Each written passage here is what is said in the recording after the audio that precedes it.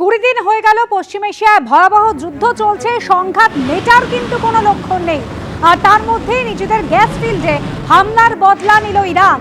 কাতারে বিশ্বের বৃহত্তম এলএনজি সরবরাহ কেন্দ্র রাস লাফানে হামলা তেহরানে। রিয়াদের তৈল শোধনাগারেও ক্ষেপণাস্ত্র হামলা।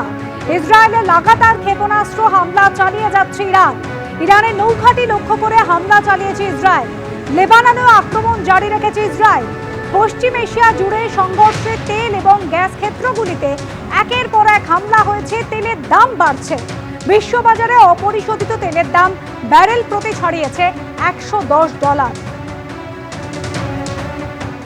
এসএসসি দুর্নীতি মামলায় ইডি দ্বিতীয় নোটিশে হাজিরা দিয়েছেন পার্থ চট্টোপাধ্যায়ের বান্ধবী অর্পিতা মুখোপাধ্যায়। অন্যদিকে পার্থ চট্টোপাধ্যায় তিনি গতকাল হাজিরা এড়িয়েছিলেন, আবার তাকে নোটিশ দেওয়া হয়েছে এনফোর্সমেন্ট ডিরেক্টরেটের তরফ থেকে।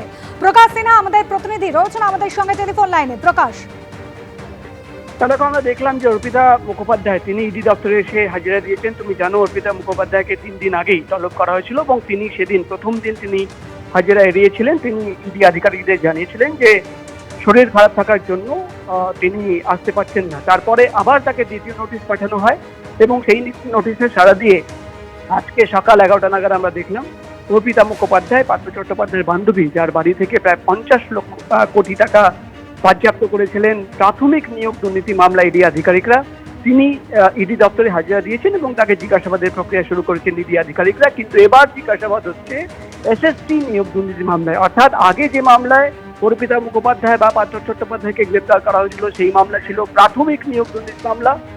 নতুন করে তাদের আবার তলব করা হয়েছে এসএসসি নিয়োগ দুর্নীতি মামলা। এবং তুমি জানো যে গতকাল প্রাক্তন শিক্ষামন্ত্রী পার্থ চট্টোপাধ্যায় তাকেও কিন্তু নোটিশ পাঠিয়ে হাজিরার নির্দেশ দেওয়া হয়েছিল। গতকাল তিনি হাজিরা এড়িয়েছেন এবং তিনি ইডি আধিকারিকদের একই কারণ দেখিয়ে যে তিনি আসতে পারছেন না, তার শরীর খারাপ, এই কথাকে তিনি ইডি আধিকারিকদের জানিয়েছিলেন। এবং যেটা ইতিসূত্রের খবর যে গতকালই ফের পার্থ চট্টোপাধ্যায়কে নোটিশ পাঠানো হয়েছে এবং আগামীকাল অর্থাৎ 20 তারিখ সকাল 11টা নাগাদ প্রাক্তন শিক্ষামন্ত্রী পার্থ চট্টোপাধ্যায়কে ইডি দপ্তরে হাজির হতে বলা হয়েছে। দুজনকেই কিন্তু এসএসসি নিয়োগ দুর্নীতি মামলায় তলব করা হয়েছে। ইতিমধ্যেই অর্পিতা মুখোপাধ্যায়কে জিজ্ঞাসাবাদ করা হচ্ছে। আগামীকাল পার্থ চট্টোপাধ্যায় আসেন কিনা সেটাই কিন্তু এবার দেখার বিষয় হবে। ধন্যবাদ।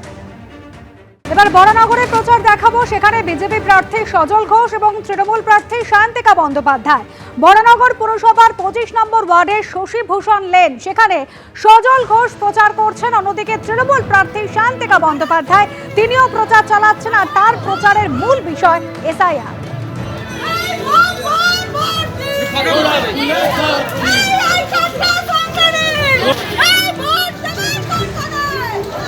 সবাইকে অনুরোধ করছি, আপনাদের কাছে আমি এসেছি বিধায়ক হিসেবে না, তৃণমূল কংগ্রেসের প্রার্থী হিসেবে আপনাদের কাছে আশীর্বাদ চাইতে। আপনারা আগামী 5 বছরের জন্য মমতা বন্দ্যোপাধ্যায়ের হাত বিধায়ক হিসেবে আরো কাজ করার আপনারা সুযোগ দিন। আমি আপনাদের কাছে 2024-এ এসেছিলাম।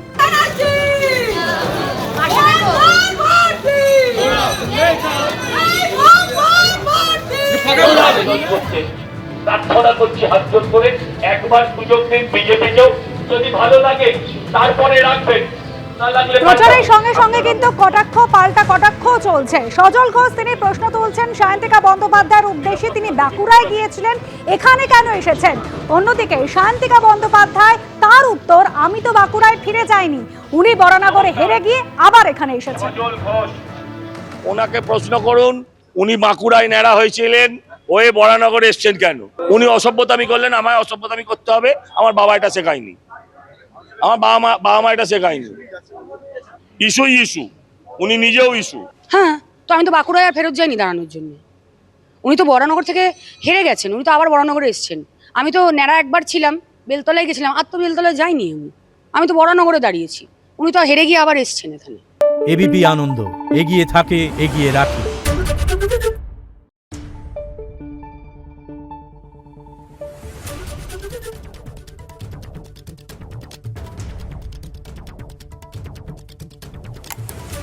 Thank you.